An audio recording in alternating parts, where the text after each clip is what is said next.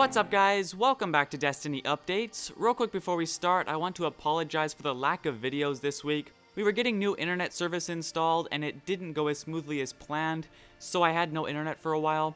But the good news is that my internet is now way better than I previously had, meaning I can get videos up for you guys much faster, and as you can see, I can now upload in 1080p. I know some people asked for that, so there you go.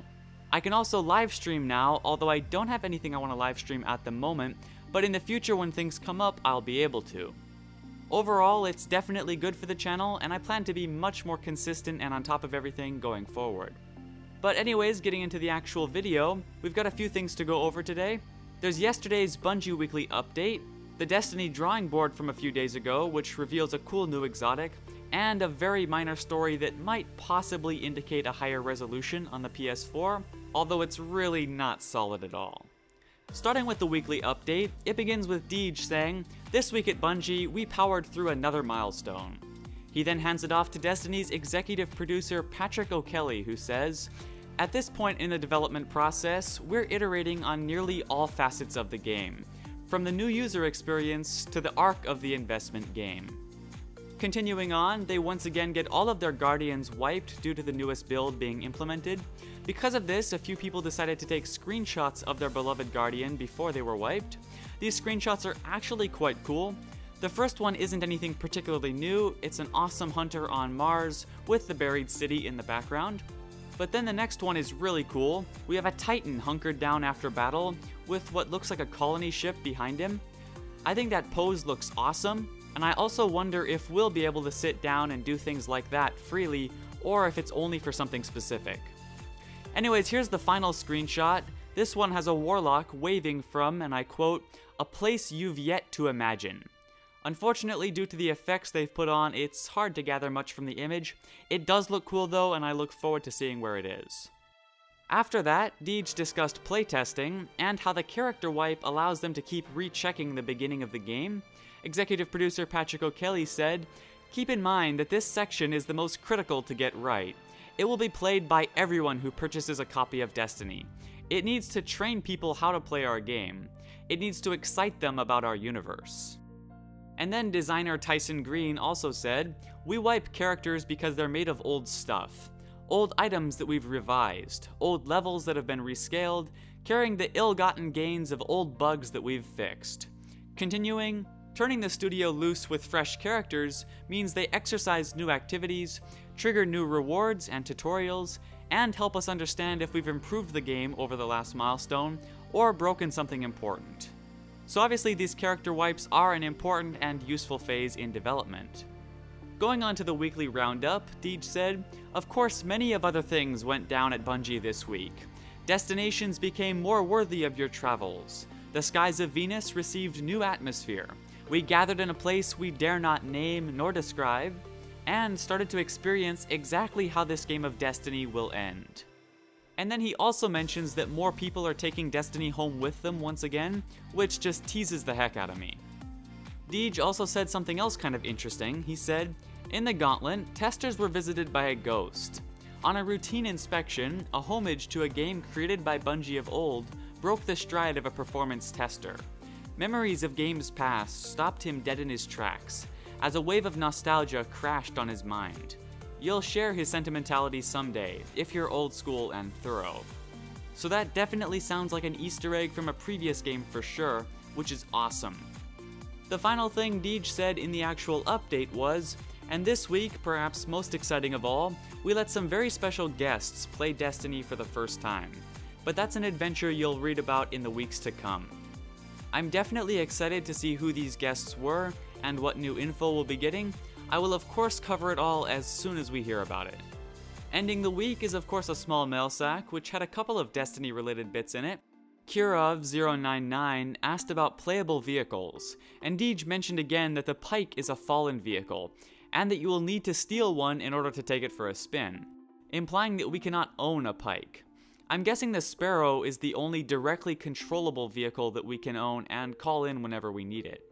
Any other vehicle will probably have to be grabbed on the field and then left behind when you leave. Which is fine in my opinion. Our ship isn't exactly big enough to carry a tank or anything. And then the other question I thought was worth mentioning came from Machu, I think that's how it's supposed to be pronounced, who said, "A long time ago we saw an image of a player card that showed character stats / attributes. Is a character attributes feature still in the game? And if so, can you tell us anything interesting on that topic?" Deej replied, "You'll spend a lot of time looking at something that's evolved from that over what should feel like billions of years.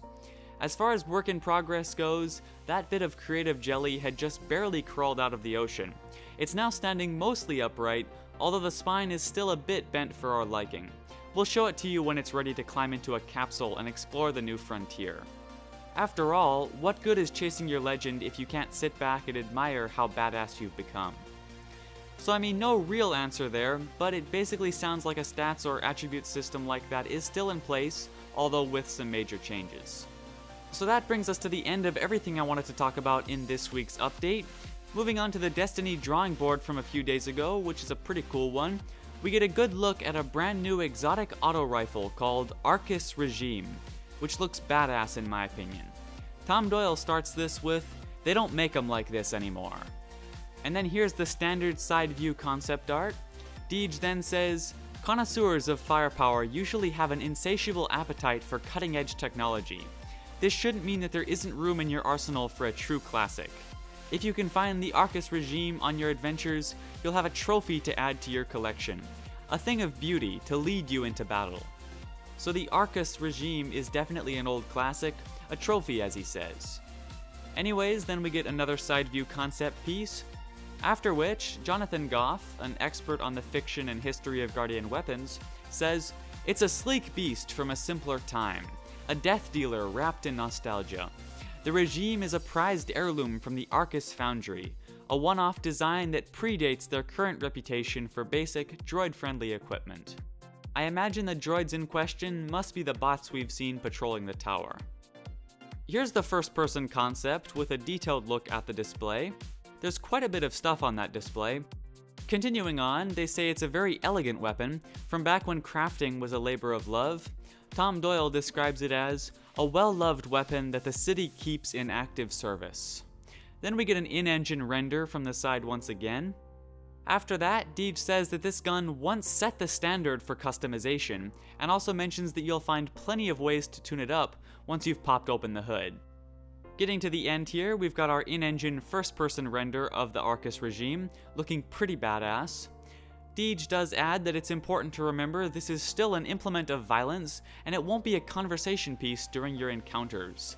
Jonathan Goff says, "Anything on the wrong end of your aim won't be around long enough to reminisce with you." Ending the drawing board is of course the usual Destiny is a work in progress, and then all items, details, names, and pieces of random trivia are subject to change or redesign due to a shift in the winds of fashion. Overall, I think that's a really cool gun, and I'm quite happy to get something new in the drawing board, as opposed to the same old stuff.